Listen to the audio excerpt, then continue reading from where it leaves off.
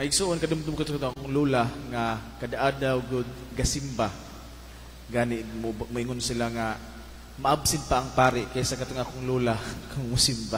Kada adlaw gyud perfect attendance musimba gyud siya. Nya gipangutanan namo ang among lula nganong kada adlaw magyud ka musimba la. Magnanay sa akong lula magnanay. Nganong kada adlaw magkamusimba nay. Siya nga kay maluya manggud ko kung di ko makasimba.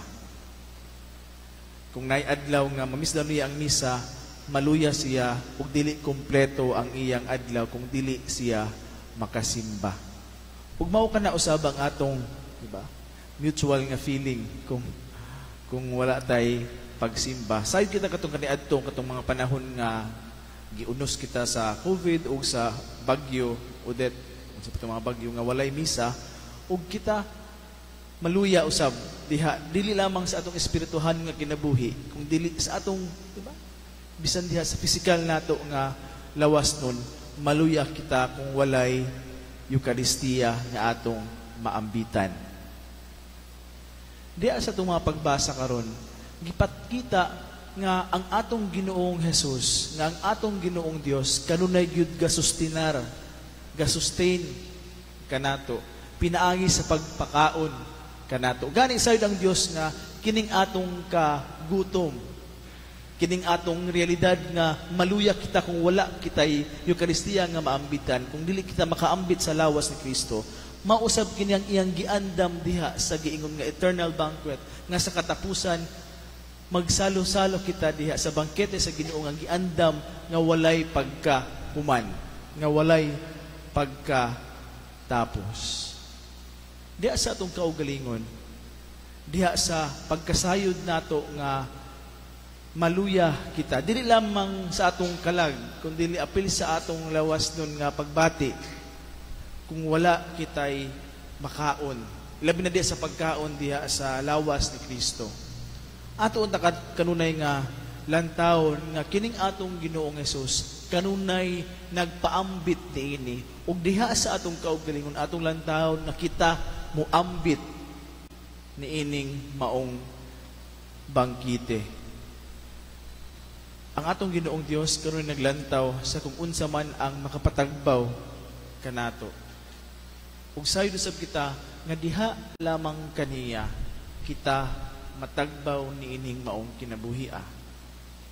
Mao nga unta sa matag adlaw sa atong kinabuhi atong lantawon ug atong mas ma-appreciate unta kining iyang kanunay nga pagpaambit niining maong Eucharistia, niining maong pan nga makapatagbaw kanato, niining maong pan sa kinabuhi nga atong makita ang kahulugan niining atong pagpuyo niining kinabuhia.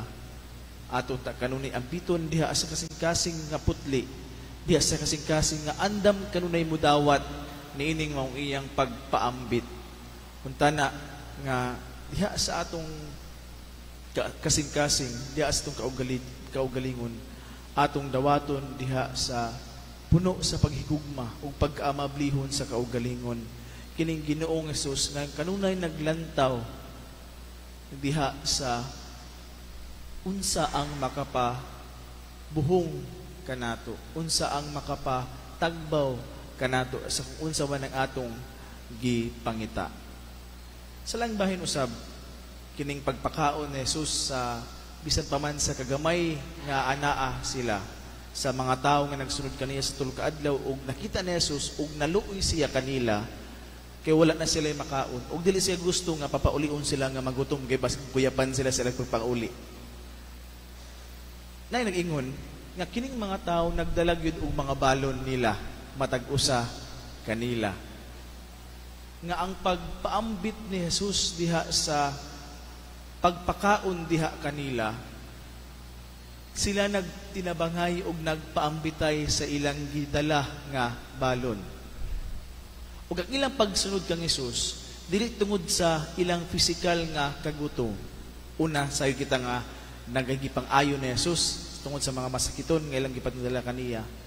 Kundi usab ang ilang kagutom diha sa pulong sa Dios nga mao si Jesus mismo. Nga nisunod sila sa pipila ka adlaw bisan pa man kung daghan kaayo sila, bisan pa man kung asa sa Jesus padulong, muuban sila tungod kay gigutom sila sa pulong sa Dios. Ug sa pag-ingon nga nagpakaon siya, ug sa panahon nga gigutom na sila, pagbuhat og milagro ni Jesus, sila nag-inambitay diha sa pagkadungog nila sa pulong sa Dios. Napukaw ang ilang pagkamanggihatagon sa matag usa nga walay naggutom kanila gani ni sobra pa ang ilang giambitan. Nga sa ato pa di ay kining Dios nga kanunay naghatag kanato, kining Dios nga kanunay nagprovide sa kung unsa ang atong kakulangon.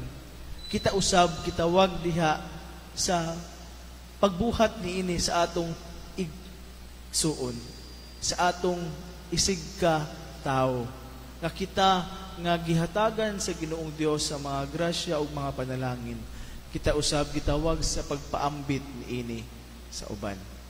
Unta na kining Ginoong Dios nga kanunay nga naghatag kanato, maghimo kanato usab nga manggihatagon. Amen.